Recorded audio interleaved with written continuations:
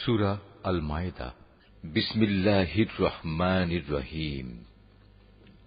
রহমান রহিম আল্লাহ তাআলার নামে শুরু করছি। হে ঈমানদার বান্দারা, তোমরা যারা ঈমান এনেছ, তোমরা ওয়াদাসমূহ পূরণ করো।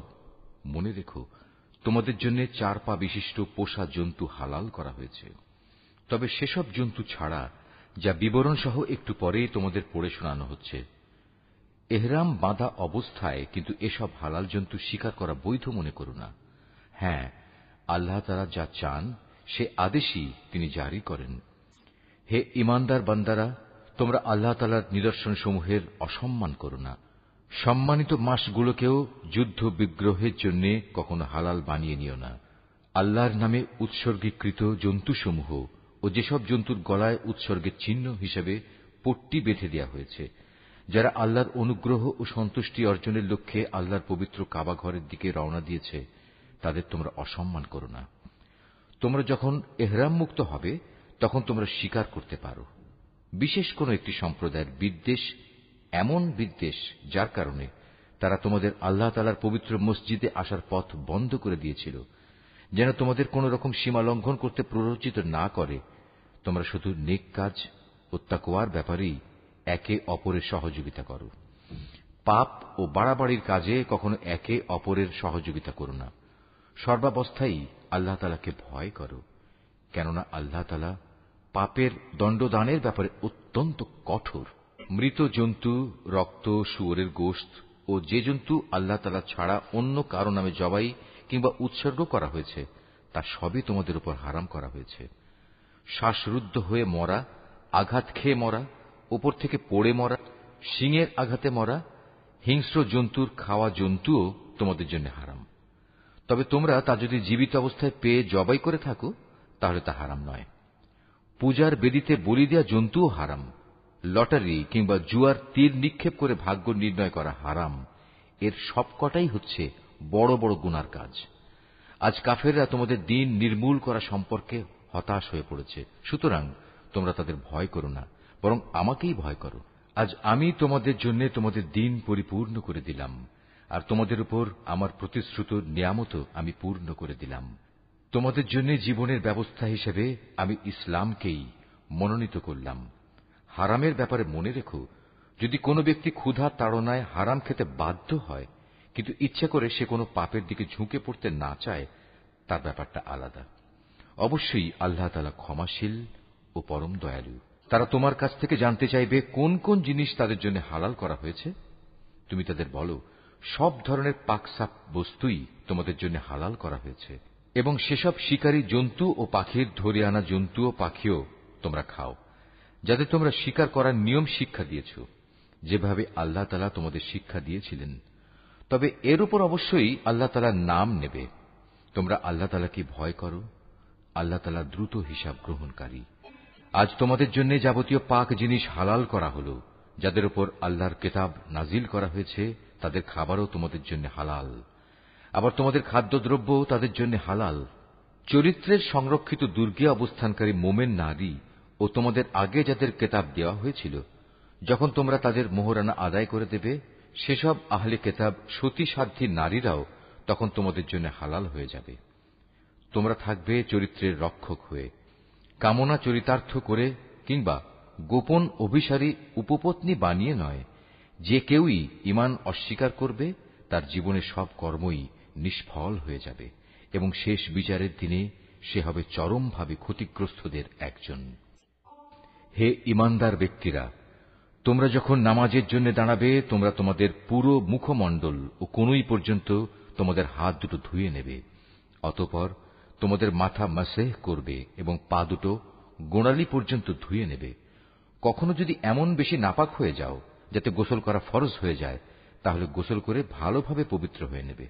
যদি তোমরা অসুস্থ হয়ে পড়ো কিংবা তোমরা যদি সফরে থাকো, অথবা তোমাদের কেউ যদি মলমূত্র ত্যাগ করে আসে, অথবা যদি নারী সম্ভোগ করে থাকো, তাহলে পানি দিয়ে পবিত্রতা অর্জন করো। আর যদি পানি না পাও তাহলে পবিত্র মাটি দিয়ে তায়াম্মুম করে নাও। আর তায়াম্মুমের নিয়ম হচ্ছে, সেই পবিত্র মাটি দিয়ে তোমরা তোমাদের মুখমণ্ডল ও হাত মাসেহ করে নেবে। মূলত আল্লাহ তাআলা কখনো পরিষ্কার পরিচ্ছন্নতার ব্যাপারে তোমাদের কষ্ট দিতে চান না, বরং তিনি চান তোমাদের পাক সাফ করে দিতে, এবং এভাবেই তিনি তোমাদের উপর তার নিয়ামতসমূহ পূর্ণ করে দিতে চান, যাতে করে তোমরা তাঁর কৃতজ্ঞতা আদায় করতে পারো। তোমাদের উপর আল্লাহ তাআলার নিয়ামতসমূহ তোমরা স্মরণ করো, এবং তোমাদের কাছ থেকে যে পাকা প্রতিশ্রুতি তিনি গ্রহণ করেছিলেন সে কথাও ভুলে যেও না। যখন তোমরা তার সাথে অঙ্গীকার করে বলেছিলে, হে আমাদের মালিক, আমরা তোমার কথা শুনলাম এবং তা মেনে নিলাম। তোমরা আল্লাহ তাআলাকে ভয় করো। অবশ্যই আল্লাহ তাআলা তোমাদের অন্তরে যা কিছু আছে সে সম্পর্কে সম্যক অবগত আছেন। হে ঈমানদার লোকেরা, তোমরা আল্লাহর জন্য সত্য ও ন্যায়ের উপর সাক্ষী হয়ে অবিচলভাবে দাঁড়িয়ে থেকো। মনে রাখবে, বিশেষ কোন সম্প্রদায়ের দুশমনী যেন তোমাদের এমনভাবে প্ররোচিত না করে এর ফলে তোমরা ন্যায় ও ইনসাফের পথ থেকে সরে আসবে। তোমরা ইনসাফ করো, কারণ এই কাজটি আল্লাহ তাআলাকে ভয় করে চলার অধিক নিকটতর। তোমরা আল্লাহ তাআলাকে ভয় করো। অবশ্যই আল্লাহ তাআলা তোমাদের কর্মকাণ্ড সম্পর্কে পূর্ণাঙ্গ ওয়াকিবহাল রয়েছেন। ঈমান আনে এবং নেক কাজ করে, আল্লাহ তাআলা তাদের সবাইকে এই বলে প্রতিশ্রুতি দিয়েছেন যে তাদের জন্য তার কাছে বিশেষ ক্ষমা ও মহা পুরস্কার রয়েছে। অপরদিকে যারা কুফরি করছে এবং আমার আয়াতসমূহকে অস্বীকার করেছে, তারা সবাই হচ্ছে জাহান্নামের অধিবাসী। হে ঈমানদার ব্যক্তিরা, তোমাদের উপর আল্লাহর নিয়ামত স্মরণ করো, যখন একটি জনগোষ্ঠী তোমাদের বিরুদ্ধে হাত ওঠাতে উদ্যত হয়েছিল, তখন আল্লাহ তাআলা তাদের সে হাত তোমাদের উপর আক্রমণ করা থেকে সংযত করে দিলেন। অতঃপর তোমরা আল্লাহ তাআলাকে ভয় করো। মোমেনদের তো আল্লাহ তাআলার উপরই ভরসা করা উচিত। আল্লাহ তাআলা বনী ইসরাইলদের কাছ থেকে আনুগত্যের অঙ্গীকার গ্রহণ করলেন। অতঃপর আমি এ কাজের জন্য তাদের মধ্যে থেকে 12 জন সর্দার নিযুক্ত করলাম। আল্লাহ তাআলা তাদের বললেন, অবশ্যই আমি তোমাদের সাথে আছি। তোমরা যদি নামাজ প্রতিষ্ঠা করো, যাকাত আদায় করো, আমার রসুলদের উপর ঈমান আনো এবং দ্বীনের কাজে যদি তোমরা তাদের সাহায্য সহযোগিতা করো, সর্বোপরি আল্লাহ তাআলাকে তোমরা যদি উত্তম ঋণ প্রদান করো, তাহলে অবশ্যই আমি তোমাদের গুনাহসমূহ মোচন করে দেব এবং তোমাদের আমি এমন এক জান্নাতে প্রবেশ করাবো যার তলদেশ দিয়ে ঝর্ণাধারা প্রবাহিত হয়। এরপর যদি কোনো ব্যক্তি আল্লাহকে অস্বীকার করে, তাহলে সে সরল পথ থেকে বিচ্যুত হয়ে পড়বে। অতঃপর তাদের সেই অঙ্গীকার ভঙ্গ করার কারণে আমি তাদের উপর অভিশাপ নাজিল করেছি এবং তাদের হৃদয় কঠিন করে দিয়েছি। তাদের চরিত্রই ছিল তারা আল্লাহর কালামকে তার নির্দিষ্ট অর্থ থেকে সরিয়ে নিয়ে বিকৃত করে দিত। হেদায়েতের যা কিছু তাদের শিক্ষা দেয়া হয়েছিল তার অধিকাংশ কথাই তারা ভুলে গেল। প্রতিনিয়ত তুমি তাদের দেখতে পাবে, তাদের সামান্য একটি অংশ ছাড়া অধিকাংশ মানুষই আল্লাহর সাথে বিশ্বাসঘাতকতা করে চলেছে। অতএব তুমি তাদের ক্ষমা করে দাও। যথাসম্ভব তুমি তাদের সংস্রব এড়িয়ে চলো। অবশ্যই আল্লাহ তাআলা কল্যাণকামী মানুষদের ভালোবাসেন। আমি তো তাদের কাছ থেকেও আনুগত্যের অঙ্গীকার গ্রহণ করেছিলাম, যারা বলে আমরা খ্রিস্টান সম্প্রদায়ের লোক। অতঃপর এরাও সে অঙ্গীকার সম্পর্কিত অধিকাংশ কথা ভুলে গেল, যা তাদের স্মরণ করানো হয়েছিল। সুতরাং আমিও তাদের পরস্পরের মধ্যে কিয়ামত পর্যন্ত এক স্থায়ী শত্রুতা ও বিদ্বেষের বীজ বপন করে দিলাম। অচিরেই আল্লাহ তাআলা তাদের বলে দেবেন দুনিয়ার জীবনে তারা যা কিছু উদ্ভাবন করত। হে আহলে কিতাবরা, তোমাদের কাছে আমার পক্ষ থেকে রসূল এসেছে। আগের কিতাবে যা কিছু তোমরা এতদিন গোপন করে রেখেছিলে তার বহু কিছুই সে তোমাদের বলে দিচ্ছে, আবার অনেক কিছু সে এড়িয়েও যাচ্ছে। তোমাদের কাছে এখন তো আল্লাহর পক্ষ থেকে আলোকবর্তিকা এবং সুস্পষ্ট কিতাবও এসে হাজির হয়েছে। যে আল্লাহর সন্তুষ্টি লাভ করতে চায়, এই কিতাব দ্বারা আল্লাহ তাআলা তার শান্তি ও নিরাপত্তার পথ বাতলে দেন। অতঃপর তিনি তাঁর অনুমতিক্রমে তাদের জাহেলিয়াতের অন্ধকার থেকে ঈমানের আলোতে বের করে আনেন, আর এভাবেই তাদের তিনি সঠিক পথে পরিচালিত করেন। নিশ্চয়ই তারা কুফরি করেছে যারা বলেছে মারিয়ামের পুত্র মসীহ আল্লাহ। হে মুহাম্মদ, তুমি তাদের বলো, আল্লাহ তাআলা যদি মারিয়াম পুত্র মসীহ, তার মা ও গোটা বিশ্ব চরাচরে যা কিছু আছে সবকিছু ধ্বংস করে দিতে চান, এমন কে আছে যে আল্লাহ তাআলার কাছ থেকে এদের রক্ষা করতে পারে? এই আকাশমালা, ভূমণ্ডল ও এর মধ্যবর্তী স্থানে যা কিছু আছে তার সার্বভৌমত্ব এককভাবে আল্লাহ তাআলার জন্যই নির্দিষ্ট। তিনি যা ইচ্ছা তাই সৃষ্টি করেন। আল্লাহ তাআলা সকল বিষয়ের উপর একক ক্ষমতাবান। ইহুদি ও খ্রিস্টানরা বলে, আমরা আল্লাহর সন্তান এবং তার প্রিয় পাত্র। তুমি তাদের বলো, তাহলে তিনি কেন তোমাদের গুনাহের জন্য তোমাদের দণ্ড প্রদান করবেন? মূলত তোমরা সবাই হচ্ছ আল্লাহর সৃষ্টি করা কতিপয় মানুষ। আল্লাহ তাআলা তার বান্দাদের যাকে ইচ্ছা ক্ষমা করে দেন, আবার যাকে ইচ্ছা তিনি শাস্তি প্রদান করেন। আসমান সমূহ ও জমিনের মধ্যবর্তী সব কিছুর একক মালিকানা আল্লাহ তাআলার জন্যই নির্দিষ্ট।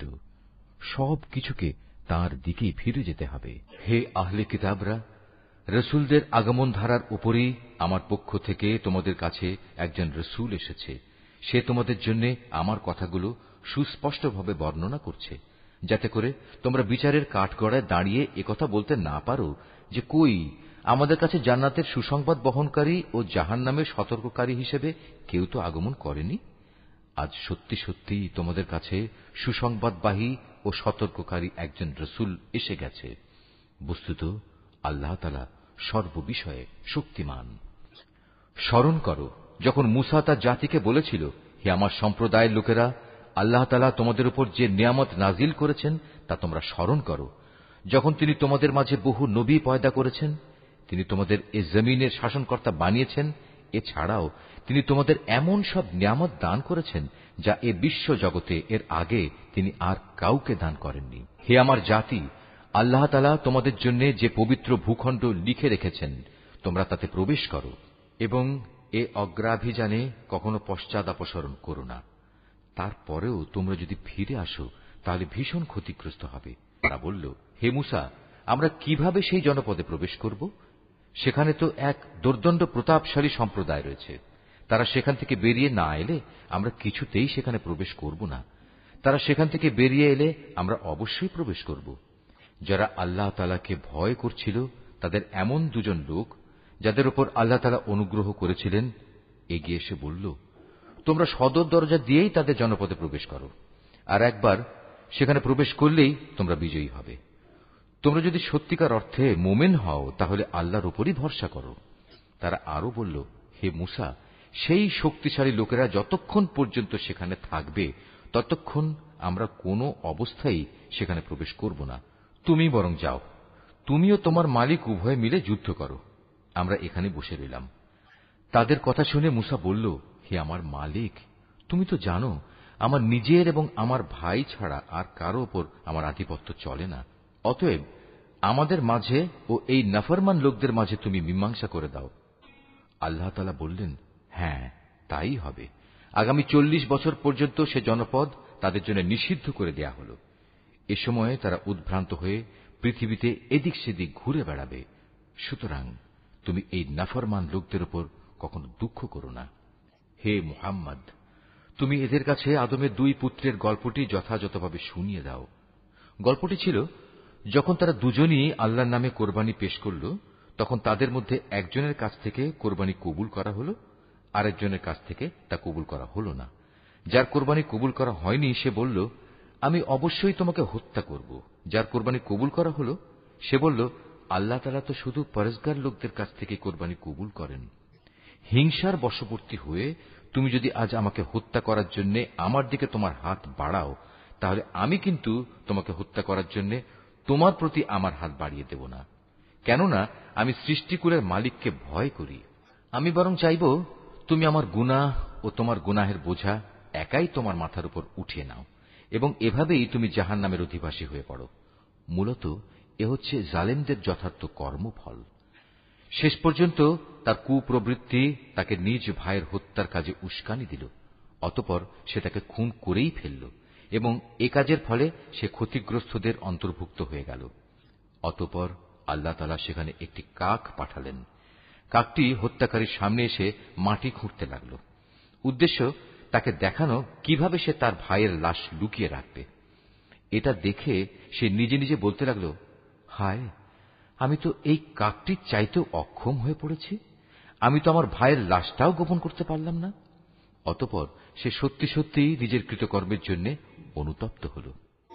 পরবর্তীকালে এ ঘটনার কারণেই আমি বনী ইসরায়েলদের জন্য এই বিধান জারি করলাম যে কোনো মানুষকে হত্যা করার কিংবা পৃথিবীতে ধ্বংসাত্মক কাজ করার শাস্তি বিধান ছাড়া অন্য কোনো কারণে কেউ যদি কাউকে হত্যা করে, সে যেন গোটা মানব জাতিকেই হত্যা করল। আবার এমনিভাবে যদি কেউ একজনের প্রাণ রক্ষা করে, তবে সে যেন গোটা মানব জাতিকেই বাঁচিয়ে দিল। এদের কাছে আমার রসুলরা সুস্পষ্ট নিদর্শন নিয়ে এসেছিল, তারপরেও এদের অধিকাংশ লোক এ জমিনের বুকে সীমা লঙ্ঘনকারী হিসেবেই থেকে গেল। আল্লাহ তাআলা ও তার রসুলের বিরুদ্ধে যুদ্ধ করে এবং আল্লাহর জমিনে বিপর্যয় সৃষ্টির অপচেষ্টা করে, তাদের জন্য নির্দিষ্ট শাস্তি হচ্ছে এই যে তাদের হত্যা করা হবে কিংবা তাদের শূলবিদ্ধ করা হবে, অথবা বিপরীত দিক থেকে তাদের হাত পা কেটে ফেলা হবে কিংবা দেশ থেকে তাদের নির্বাসিত করা হবে। এই অপমানজনক শাস্তি তাদের দুনিয়ার জীবনের জন্য। তাছাড়া পরকালে তাদের জন্য ভয়াবহ আযাব তো রয়েছেই। তবে এটা তাদের জন্য নয় যাদের উপর তোমাদের আধিপত্য স্থাপিত হবার আগেই তারা তওবা করেছে। তোমরা জেনে রেখো, আল্লাহ তাআলা একান্ত ক্ষমাশীল ও পরম করুণাময়। হে মানুষ, তোমরা যারা ঈমান এনেছ, আল্লাহ তাআলাকে ভয় করো এবং তার দিকে ধাবিত হওয়ার জন্য উপায় খুঁজতে থাকো। তার বিশেষ একটা উপায় হচ্ছে তোমরা আল্লাহর পথে জিহাদ করো, সম্ভবত তোমরা সফলকাম হতে পারবে। আর যারা ঈমান আনতে অস্বীকার করেছে, কিয়ামতের দিন পৃথিবীর সমুদয় ধন দৌলতও যদি তাদের করায়ত্ত থাকে, তার সাথে আরও যদি সমপরিমাণ সম্পদ তাদের কাছে থাকে, এ সম্পদ মুক্তিপণ হিসেবে দিয়েও যদি সে কিয়ামতের দিন জাহান্নামের আযাব থেকে মুক্তি পেতে চায়, তাও সম্ভব হবে না। তার কাছ থেকে এর কিছুই সেদিন গ্রহণ করা হবে না। তাদের জন্য সেদিন কঠোর আযাব নির্ধারিত থাকবে। তারা সেদিন দোজখের আযাব থেকে বেরিয়ে আসতে চাইবে, কিন্তু কোনো অবস্থায় তারা সেখান থেকে বেরিয়ে আসতে পারবে না।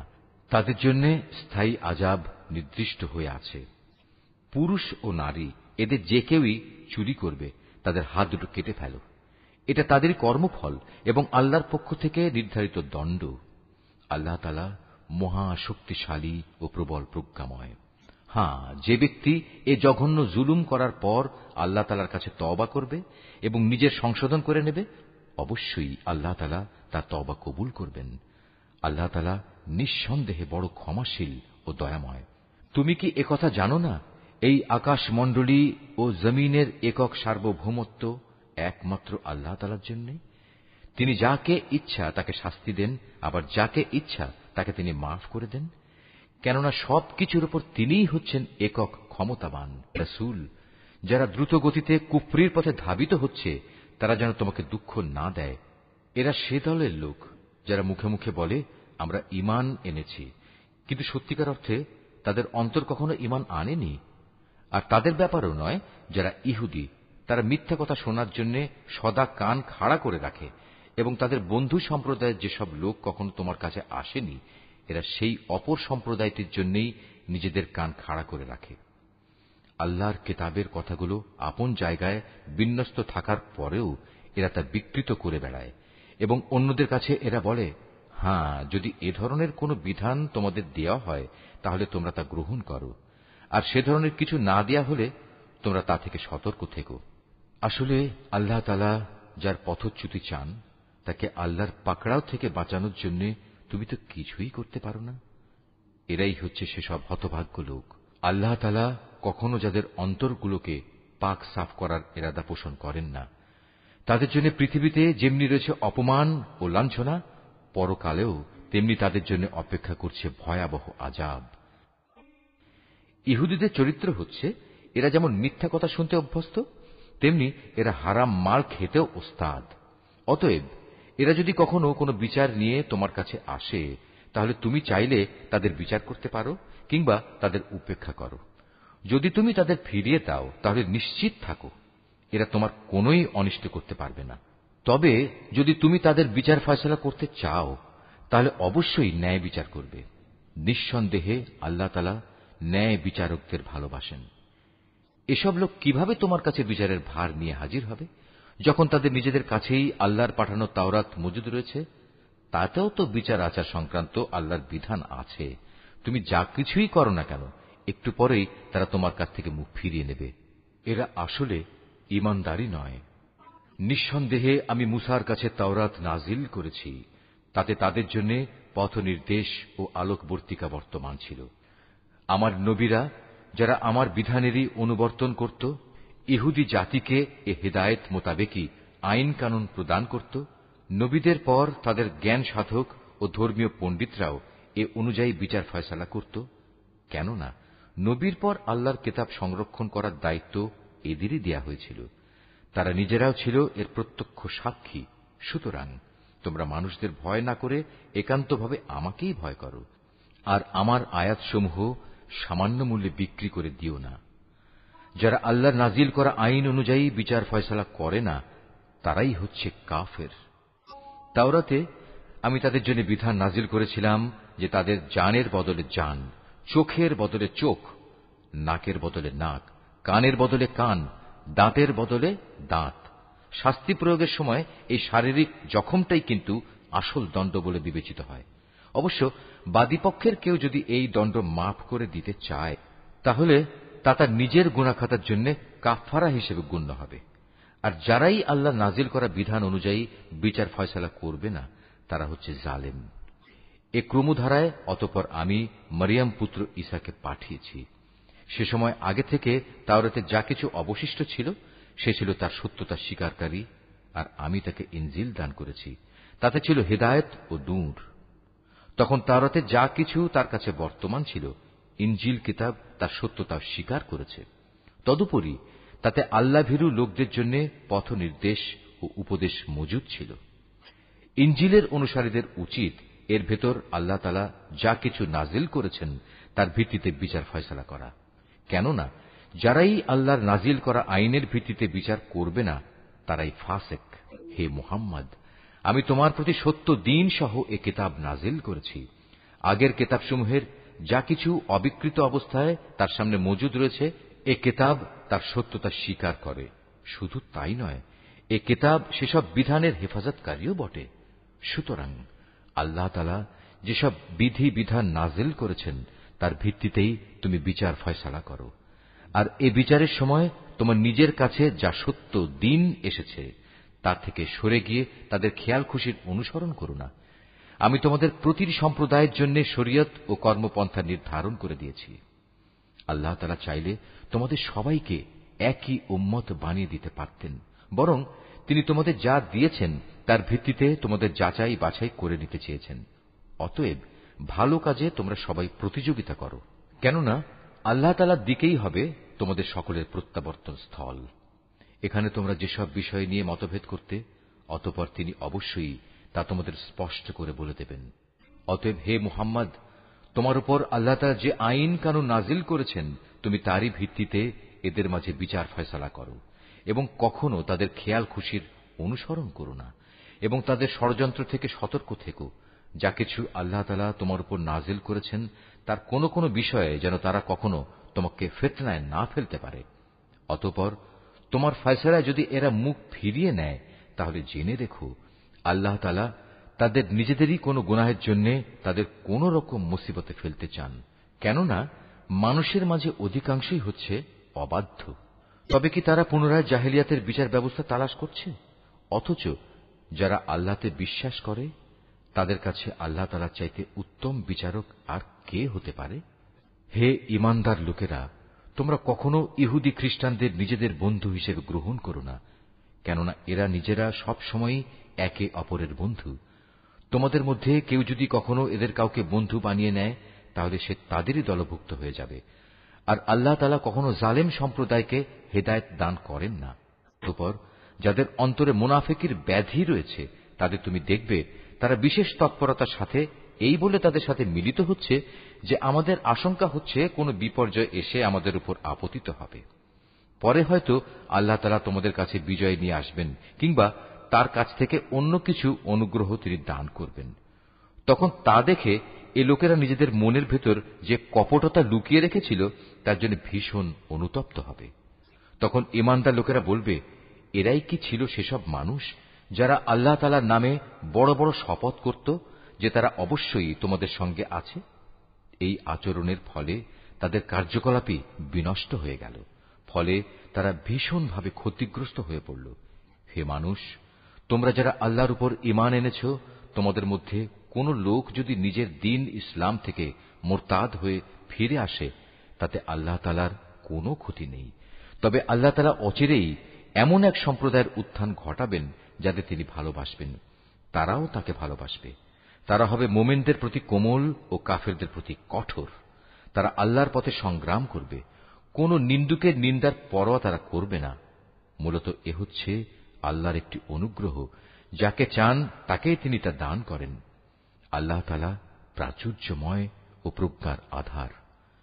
তোমাদের একমাত্র পৃষ্ঠপোষক হচ্ছেন আল্লাহ তাআলা, তার রাসূল এবং সেসব ঈমানদার লোকেরা যারা নামাজ প্রতিষ্ঠা করে, যাকাত আদায় করে, সর্বোপরি আল্লাহ তাআলার সামনে যারা সদা অবনমিত থাকে।